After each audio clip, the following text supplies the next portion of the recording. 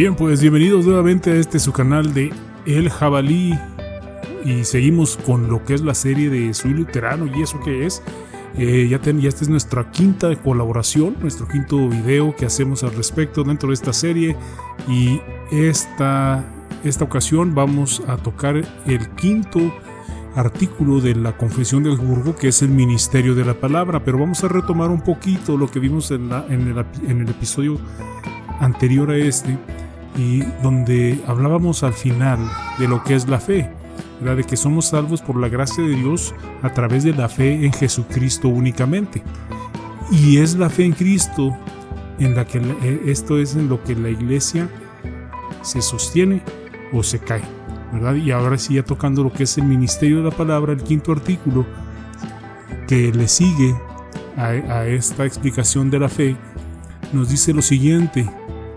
Dice: para obtener esta fe, Dios ha instituido el ministerio de la palabra y nos ha dado el evangelio y los sacramentos. Y por estos medios, el Espíritu Santo, que produce en nosotros la fe, donde y cuando Dios quiere, en aquellos que escuchan el evangelio. Este evangelio enseña que tenemos, por la fe, un Dios que nos justifica, no por nuestros méritos, sino por el mérito de Cristo.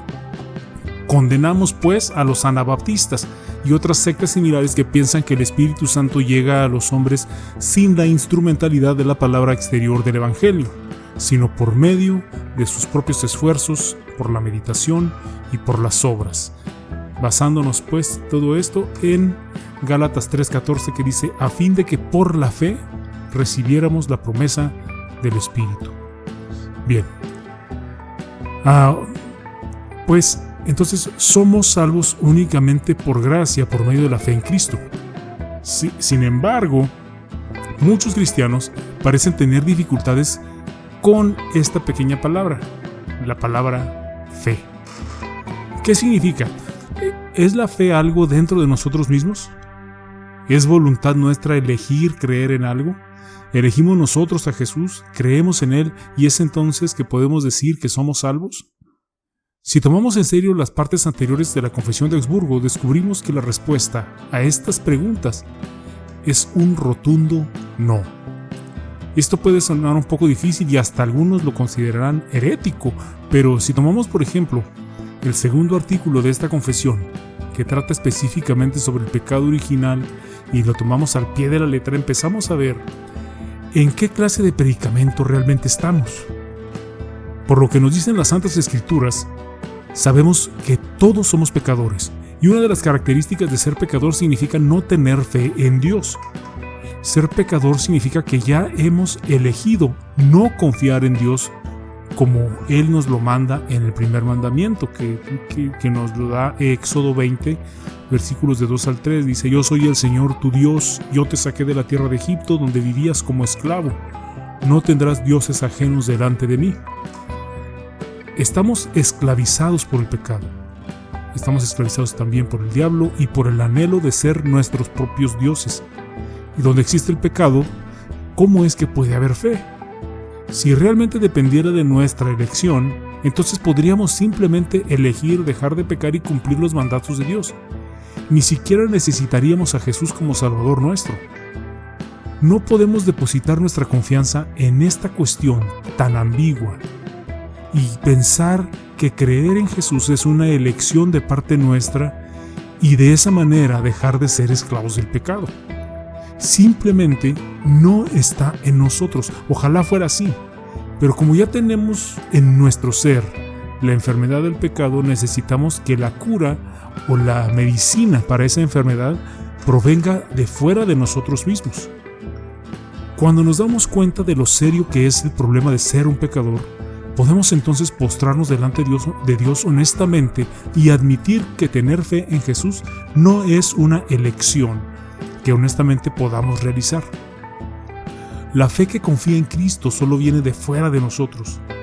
La fe, por la gracia de Dios, es un don que nos otorga el Espíritu Santo. Así que empecemos de nuevo. Ya que no podemos ser salvos por gracia a través de la fe en Cristo por elección propia, ¿cómo exactamente es que obtenemos esta fe que confía en Jesús como nuestro Salvador? ¿Cómo creemos realmente que Jesús murió por nosotros? ¿Cómo obtenemos la fe? San Pablo en Romanos 10 nos explica esto con bastante claridad, que nos dice que la fe viene por el oír y el oír la palabra de Dios, el Evangelio acerca de Cristo. ¿Y qué significa esto? Significa que Dios nos ama tanto que aunque huyamos de Él, Él decide hacer algo al respecto. Dios nos envía a un predicador o a un pastor. Dios nos envía la cosa más sencilla que podamos imaginar para obrar su misericordia. Nos envía la palabra. Para Dios, hablar es crear, como revelan las Escrituras.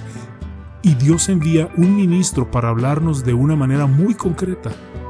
Dios no se limita a hablarnos en el cielo, donde no podemos oírle, sino que nos envía a uno de sus discípulos hasta donde estamos, para ofrecernos y entregarnos a Cristo.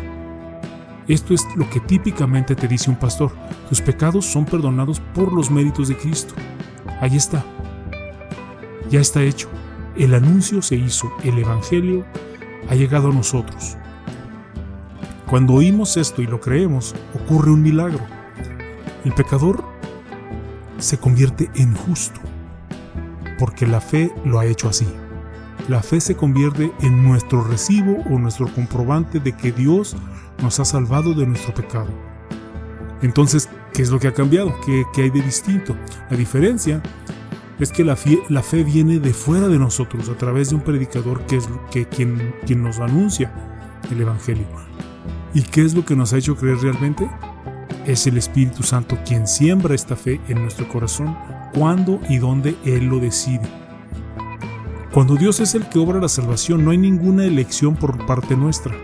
Cuando Dios comienza a hablarnos es algo espontáneo y explosivo. ¿Cómo sabemos que somos salvos? Somos salvos porque lo creemos, y esto no es obra nuestra, sino del Espíritu Santo. Por lo tanto, ser salvo por la gracia a través de la fe en Cristo es únicamente obra de Dios. No tenemos parte en ello, y por lo tanto no podemos presumir. Dios nos ha elegido a nosotros, no al revés. Para liberar a los pecadores de su esclavitud, Dios instituyó el ministerio de la iglesia. Dios ha llamado a los predicadores. Fíjense bien que no he dicho pastores. Ha llamado a los predicadores para que proclamen el Evangelio a todos los que necesitan oírlo, o sea, a todo el mundo. Todos los que han escuchado esta buena noticia de la nueva vida en Cristo y la creen, han sido llamados a compartir esta buena noticia, el Evangelio, con alguien más. Todos los cristianos somos predicadores, y esta predicación se produce de muchas maneras. Se produce a través del anuncio público del Evangelio, a través del santo bautismo, a través de la Sagrada Comunión y a través del consuelo mutuo de los cristianos. En otras palabras, tenemos un Dios que quiere que tengamos una fe grande y vasta y robusta. Y es por eso que Dios nos da en esta buena nueva, a través de muchos predicadores, ya sea un pastor predicando esta promesa de perdón el domingo, a través de la lectura de la propia Biblia, a través de la promesa de tu bautismo, a través de la recepción de la Santa Comunión, o a través de un hermano o hermana en Cristo que nos presenta a Jesús mientras nos sirve, nos apoya y nos perdona. Todo esto incluye el ministerio de la iglesia. El Espíritu Santo se desboca creando la fe, donde y cuando Él elige, a través de todos estos diferentes medios. Tú crees en Jesucristo como tu Señor y Salvador porque Dios te ha enviado un predicador, muchos predicadores de hecho, para asegurarse de que has escuchado las buenas nuevas. Tu fe es la prueba. Podrías decir, ¿no es lo mismo que decir que he aceptado a Jesús como mi Señor y Salvador? Veamos lo que no queremos decir sobre el ministerio de la iglesia. No somos anabaptistas. Anabaptista significa rebautizador o un rechazo del bautismo de niños en favor del bautismo de adultos, que comúnmente se llama bautismo de creyentes o el credobautismo. Pensemos, los anabaptistas son como los bautistas modernos, los menonitas o los Amish. Algunos anabaptistas creen en la necesidad de que Dios nos dé una palabra fuera de nosotros a través de un predicador, igual que nosotros los luteranos, y otros no. Pero principal diferencia es que la elección de creer en Jesús recae finalmente en nosotros, según los anabaptistas.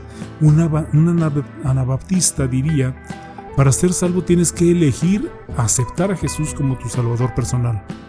Los luteranos no lo vemos así.